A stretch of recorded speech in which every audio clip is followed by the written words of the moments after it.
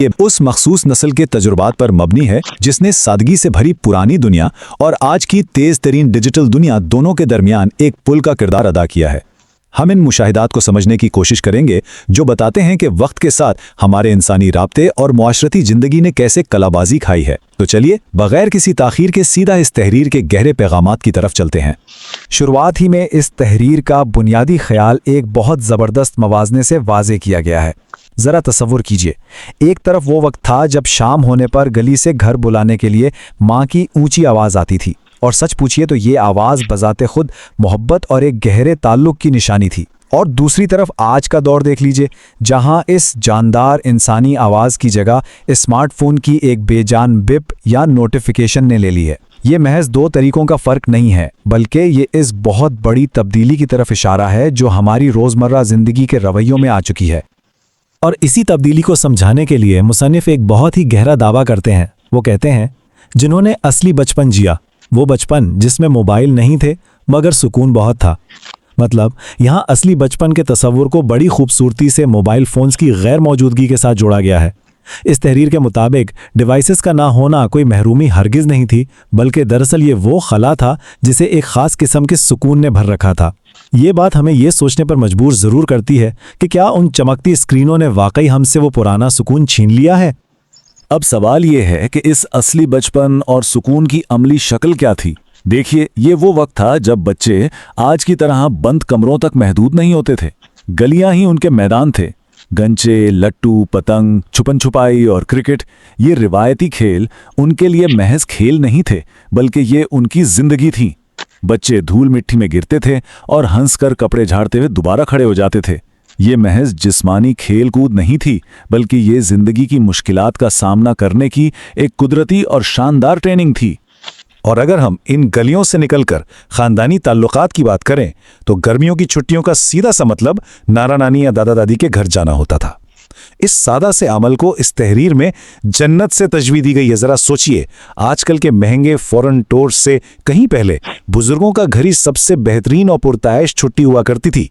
खुशी का इन्हिसार महंगे रिजॉर्ट्स पर नहीं, बल्कि अपनों के साथ हंसते खेलते वक्त गुजारने में था। वो चंद महीने यादों का ऐसा शानदार खजाना बन जाते थे जो इस नस्ल के जहनों में आज भी बिल्कुल ताज़ा हैं। अब यहाँ जो चीज़ सबसे ज़्यादा दिलचस्प है ना, वो ये है कि इस वक्त बज़ाहिर मामूली या तकलीफदेह बातें भी खुशी का बायस कैसे बन जाती थीं। जैसे गर्मियों की रातों में छतों पर सोना और तारों को गिनना, या फिर बारिश में बेफिक्र होकर भीगना, और सबसे हैरानकुन मिसाल बिजली का जाना।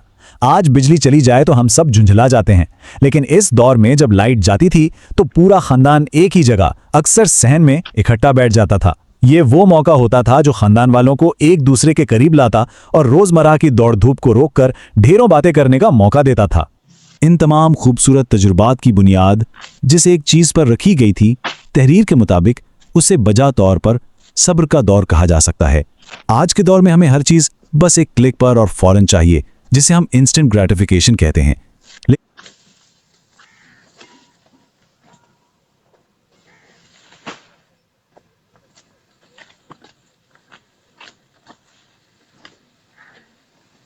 लेकिन ये मुशाहिदात हमें याद दिलाते हैं कि एक ऐसा वक्त भी था जब जिंदगी के हर पहलू में सब्र शामिल था।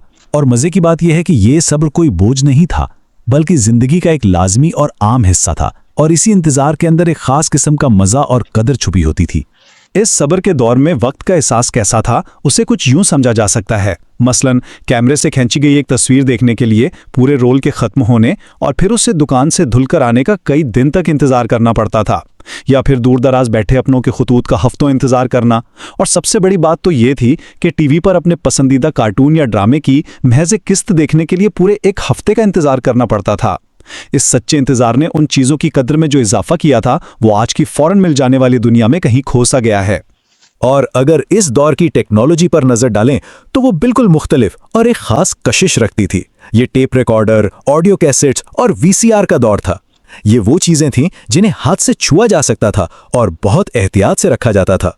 और याद रहे कि इस वक्त टेलीफोन का इस्तेमाल सिर्फ और सिर्फ इंतहाई जरूरी बात करने के लिए होता था।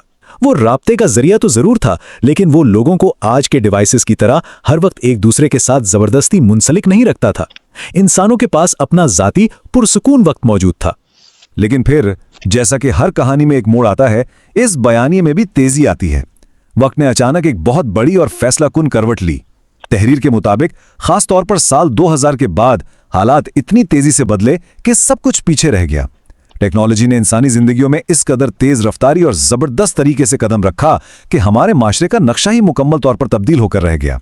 ये वो दौर था जब दुनिया तेजी से सिमटना शुरू हुई और मालूमात का एक ऐसा सैलाब आया जिसने रुकने का नाम नहीं लिया। आइए देखते हैं कि यह सब हुआ कैसे। यह तब्दीली बड़ी हैरत अंगेज और मरहलावार थी। सबसे पहले बड़े बड़े कंप्यूटर इंसानों के कमरों तक पहुंचे, फिर यह टेक्नोलॉजी मजीद छोटी हुई और मोबाइल फोन की शक्ल में सीधा हमारे हाथों में आ गई। और आखिरकार इस सारी तरक्की का जो नतीजा निकला वो ये था कि आहिस्ता आहिस्ता हमारे इंसानी रिश्ते इन छोटी सी स्क्रीनों के अंदर कैद होकर रह गए।